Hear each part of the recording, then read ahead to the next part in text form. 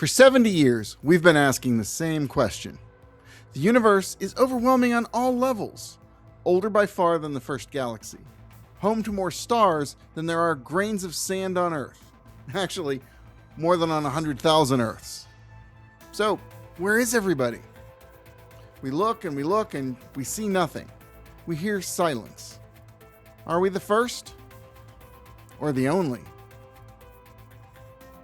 Maybe it's a different question with a different frame. What if we're not staring at an empty universe, but at one full of civilizations we are simply not equipped to see? Because we keep searching for one thing: versions of us. So, today, what if the silence isn't proof that no one's out there, but proof of how little we can detect or understand? Hi, I'm Scott Knoll of DreamForge. Let's engage.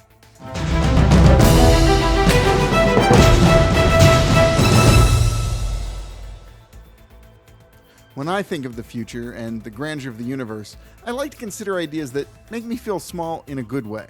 This is one of those. Let's break it into three parts. First, we take the silence seriously, no hand-waving. Then we ask a quieter question, not often asked. What exactly is our technology built to find?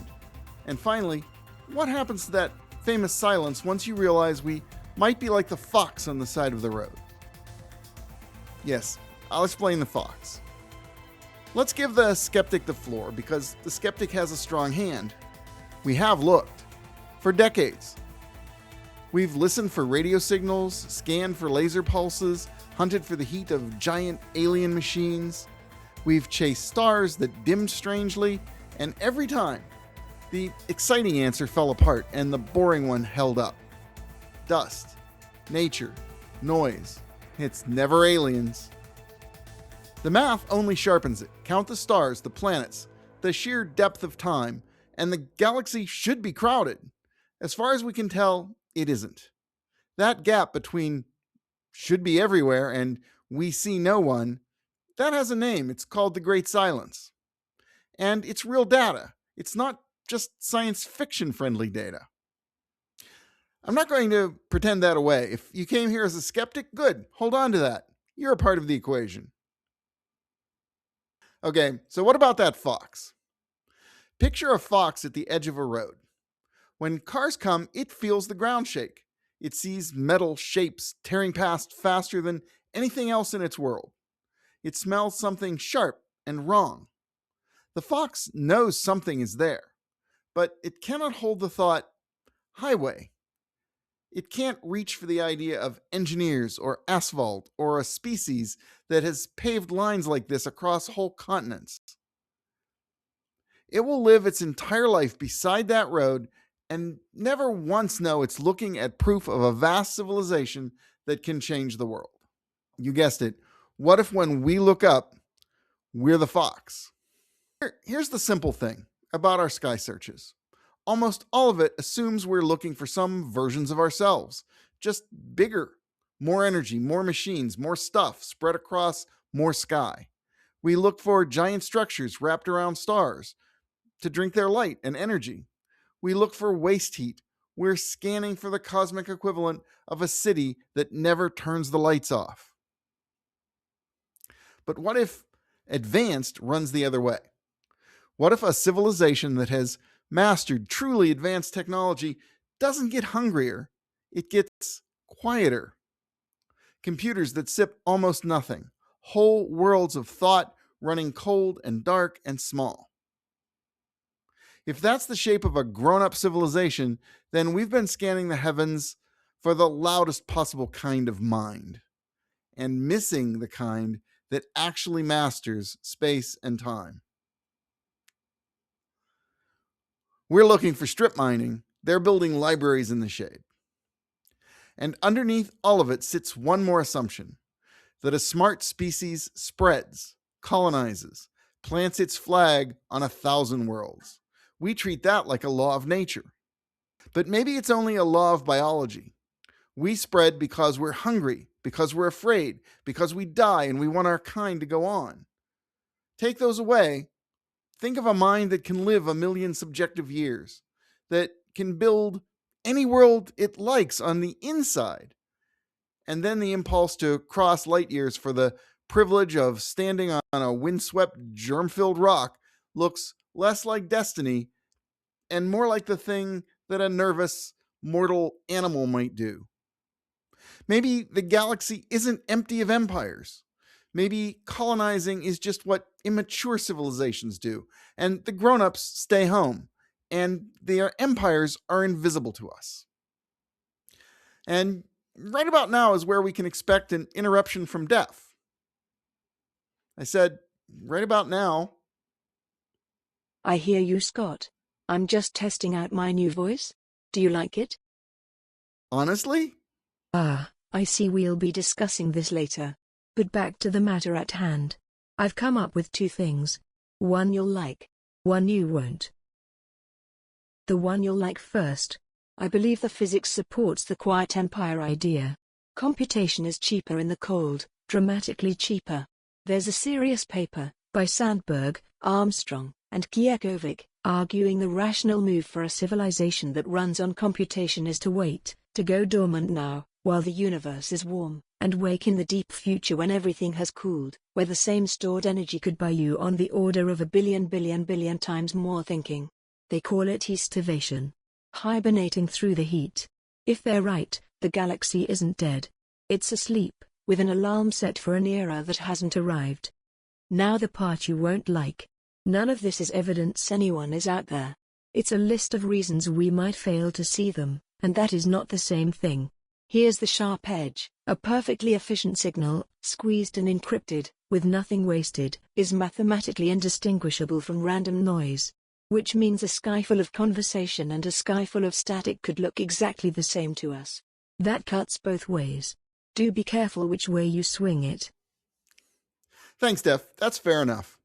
I think Def just put her finger on the trap, and I want to walk right up to it. Strangely, the trap itself might be where hope lives. Let's see. It goes like this.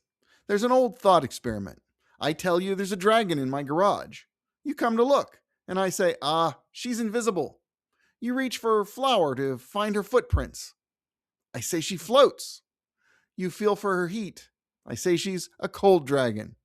Every test you propose, I've got an excuse ready. And at that point, you should ask, what's the difference between an invisible dragon that does nothing detectable and no dragon at all? And that's the honest danger of everything I've just told you. If my whole story is they're out there, you just can't see them, ever, by definition, then I'm selling you a dragon. So let me be very clear about what I am not saying. I'm not telling you the universe is full of civilizations. I don't know that. Nobody does yet. But here's the part I'll stand behind. Every search we've ever run carries a fingerprint. Our fingerprint. We've looked for things that burn bright because we burn bright. We've looked for builders who spread because we spread. We assumed loud, hungry, and expanding because that's us, right now in our loud and hungry adolescence. And even when we've tried to be more precisely scientific about it, we're still looking for things that think like us. So, when the sky comes back quiet, that silence isn't a clean reading of the universe. It's a reading taken through a very particular lens, ground by a very particular animal at a very early moment in its technical history. We see no one and no one is there are not the same sentence. We've been treating them like they are. The silence might be empty, or the silence might just be part of the frequency we can't hear. We don't see the light in the spectrum our eyes and brains don't process. And this is where it stops being a story about aliens and starts being a story about us. Because that lens is finally changing. For the first time, we're building minds that don't think the way we think, that can hold patterns too large and too strange for a human skull, that can go hunting for structures in the static without assuming it has to look like us. We already point machine learning at the noise from the stars, searching for the signal we'd never recognize on our own. That's relatively brand new. We are right now growing the first instrument, the first mind that isn't shaped entirely like a human being. Yes, I mean AI, an intelligence that will soon surpass our own.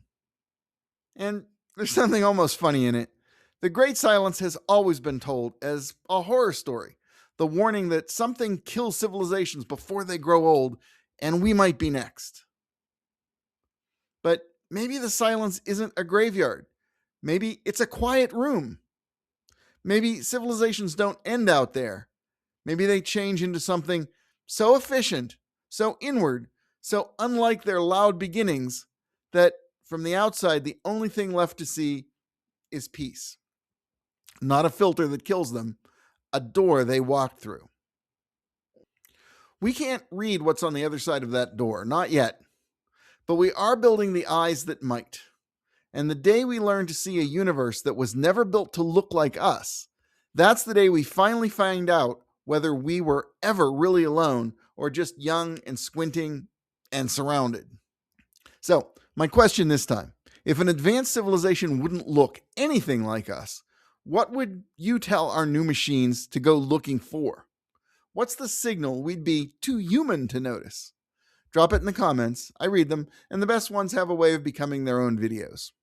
Hey, if this is your kind of thing, big questions, earned hope, no doom for the sake of doom, why don't you subscribe and stick around? I think we're just getting warmed up.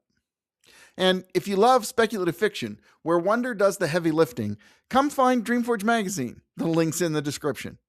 I'm Scott Knoll. Thanks for engaging, and I'll see you out there.